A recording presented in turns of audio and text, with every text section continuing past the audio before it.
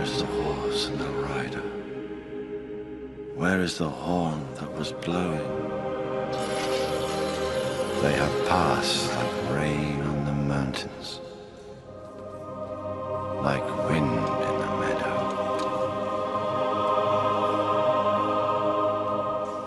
The days have gone down in the west. How did it come to this?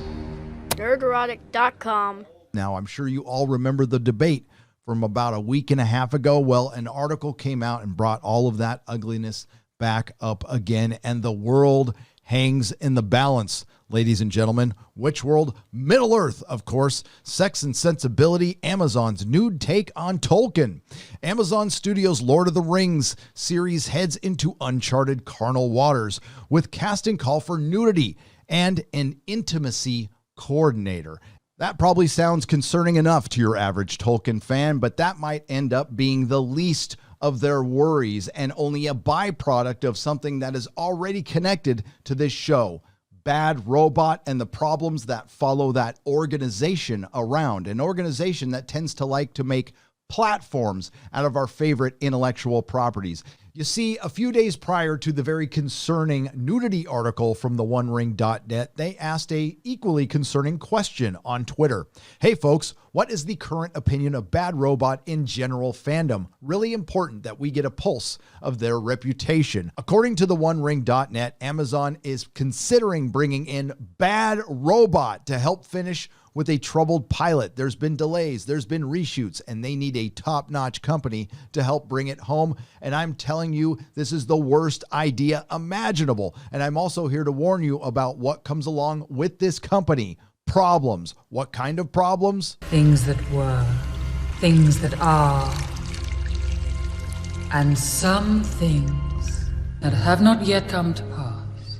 So yeah, both of these things are disturbing to hear to a Tolkien fan, and we'll deal with them one at a time. So let's get to the first sign of trouble, or portents. Aye, Owen has read the portents, and the portents say it is time. As someone who's watched firsthand with many others the absolute destruction of Star Trek and Star Wars, and I'm sure you know what those two franchises have in common. Bad Robot, and you are most certainly heading into uncharted waters, filled with division, politics, split fandoms, and SJWs. This might be a singularly surprising or even upsetting concept to present to Tolkien fans. If I were to address this reality to Star Wars or Harry Potter or even Miyazaki fandom, it would raise eyebrows or outright alarm. But gather round the campfire and hear my tremulous words. Prepare for a newly sexualized version of your favorite fantasy world. No! No!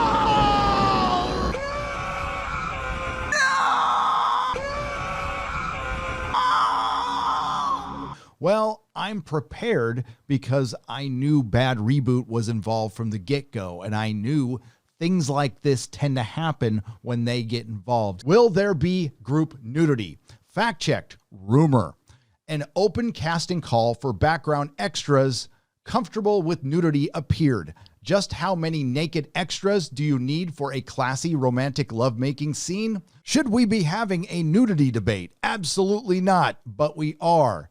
And I watched the whole thing go down on Twitter. The OneRing.net in their live stream correctly pointed out there was technically nudity in the Fellowship of the Ring after the hobbits were attacked by the Barrow-wight and saved by Tom Bombadil. He told them to frolic around in the grass naked to ward off all the darkness. But as far as this show going Game of Thrones on us and having debauchery and hardcore sex, hell no, it doesn't belong in anything Tolkien. The OneRing.net pretty much sums it up right here. How Tolkien presented sexualized content. He simply didn't. Tolkien was super duper Catholic. And again, that's one of the biggest problems this show has. It's being made this year. He wasn't writing fantasy. I don't believe in the 12 years that he was sitting down in his little attic room up in his house writing this thing in longhand. I don't believe for a minute he thought he was writing a fantasy story. Not 1 minute. He was an Oxford professor who dedicated his life to a love of mythology, ancient mythology, which is not fantasy. It's very different. Mythology is different to fantasy. And Tolkien always mourned the fact that England's mythology had been eradicated by the Norman invasion in 1066. The mythology is based on oral stories that are passed down from generation to generation before the printing presses. And, you know, the Greek mythologies of the Trojan horse and Achilles and things, they survived through the years. The great Norse sagas survived through the years. But England, when the Normans invaded, whatever stories had been nurtured were eradicated by that. And so England's mythology was like medieval stuff like Robin Hood and King Arthur. I mean, it didn't go any further back than that. So Tolkien thought he wanted to create a mythology for his country, for England. And this is what he did. He spent his lifetime doing the stories of Middle-earth and the saga, you know, and the history of the mythology, the concept, because he always says, he said, I imagine this took place in England and Europe some 7,000 or 8,000 years ago. Is this a real lightning rod issue? Depends on your temperament. I have to be really careful about presumed gatekeeping, which is not my intention or any semblance of that. I just want this discussion way out in the open. Let's get to the heart of this, because it's a thing now. It most certainly is. As a matter of fact, there is more than one thing that are things now. We must clearly ask ourselves what we want and don't want from a billion-dollar Tolkien TV adaptation, because the tracks are laid, and that train is headed straight for us via your streaming device and paid subscription, but not at a breakneck speed. It is needful to discuss and understand those qualities of Tolkien's work that are most important to us. Fair to say we have a worldwide, multi-generational, scholarly, and fan community that share some great common denominators for what fidelity means in an adaptation of Tolkien. Thankfully, we have shared voices, and if we shout from the rooftops collectively, Amazon Studios might perchance just listen.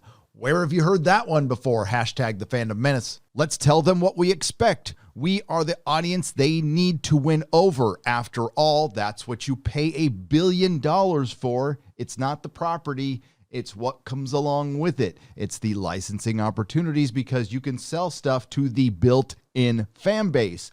One that is made up of a lot of different shapes and sizes. I understand that.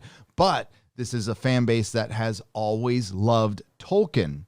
It's not one that bought a pop vinyl and decided it wanted to change everything about something other people have loved and cultivated over decades. Now, I'm not going to go over this entire article. Feel free to go over to theonering.net, because for lack of a better term, they really get into the meat of the nudity argument. I'm wondering why we're having this conversation in the first place, and I'm here to point out that this is already a problem. By necessity, our topics today include sex organs, bodily functions, sexual bad things, and drape in other fantasy TV shows, and coordinating intimacy. So here's the trigger warning ahead of time. New territory for theonering.net.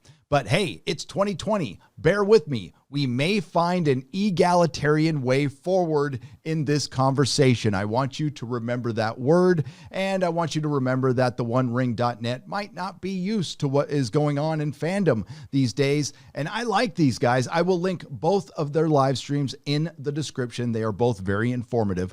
Amazon's approach: will there be sex on screen? Fact check. We can confirm Amazon Studios has hired Jennifer Ward Leland, a well-known New Zealand intimacy coordinator for the Lord of the Rings production. Again, well-known. It's a position that was created in 2016 out of the Me Too Time's Up era. An era created by Harvey Weinstein and sadistic scumbags just like him, men and women both, as far as Me Too is concerned. And then it was opportunized, monetized, and politicized partially by Katie McGrath, the co-CEO of Bad Reboot and the co-founder of Time's Up. Since the Me Too Time's Up era, Bad Reboot has amassed quite an empire, and they have screwed up Star Wars, Star Trek, and they're on to go screw up DC next.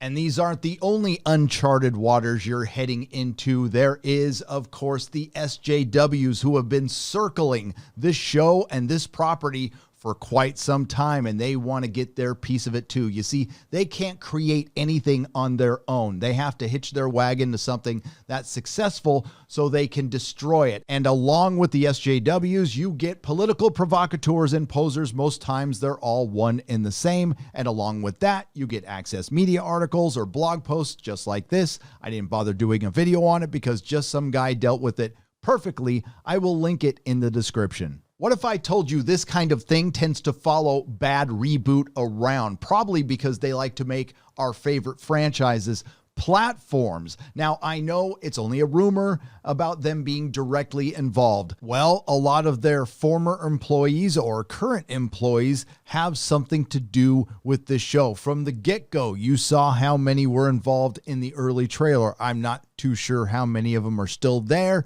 But here is a good unintended example of what happens to your beloved franchise when Bad Reboot and their disciples get involved. People like Damon Lindelof or Alex Kurtzman or J.D. Payne and Patrick McKay, the inexperienced showrunners of Lord of the Rings on Prime. When Disney purchased Lucasfilm in 2012, one of the first things they decided to do was wipe the slate clean. All the stories from years of games, books, and comics, collectively known as the expanded universe, was erased. Years of continuity was gone, and it allowed Disney the freedom to create something new. Did it upset a large portion of Star Wars fandom? Sure. Probably not as much as The Last Jedi, but the fans have seen that it was the best decision to make the franchise accessible to as many people as possible. For Star Trek fans, canon has also been a hot button topic over the last few years, one that has caused no small amount of online fervor. Did you have some kind of mechanism, in a sense, so that you could make sure that you were true to Tolkien? Well, we didn't want to put any of our own, and certainly in terms of the thematic material, we didn't want to put any of our own baggage. I mean, we had no interest in putting our messages into this movie, but we thought that we should honor Tolkien by putting his messages into it. I am aware that the Tolkien estate has power over this show. How much power? I don't know. I did sit through The Hobbit and watch the Legolas love triangle. I don't know if nudity will be a thing at all. It might be much ado about nothing, and I don't know if they hired Bad Reboot directly. I do know there are Bad Reboot people in the building, and again, I know what comes along with that. You're already starting to hear things like, this show needs to be more accessible, and it needs to be more relatable, when it's been relatable for decades. I never saw a lock on a book. I didn't see a hand scanner checking for pigment tone. I'm guessing you could crack it open and read it whenever you want. Amazon has my sympathy. You have people like me making a video about you. You have the SJWs circling. You announced this show 3 years ago, and you haven't even finished a test pilot. Now you're so desperate you might bring in Bad Robot to help finish it. Don't. But if you do, instead of that word egalitarian, you can expect intersectional feminism, and instead of fidelity to Tolkien, you'll get current year politics mixed in with a few lies to the fandom, and it will be a divided fan base. And if you go Game of Thrones, everybody will be pissed off. But why should you care? You're a $1 trillion company. Here's some unsolicited advice that you're obviously not going to listen to, Jeff Bezos. Go to the Tolkien estate and ask for your money back. Let them keep a couple $100 million for their trouble and call it a day. Unfortunately, you're going to forge ahead, and I wish you all the luck in the world adapting a mythology meant for England written by a devout Catholic. Now, I hope this is the greatest show ever made, but if it isn't, well...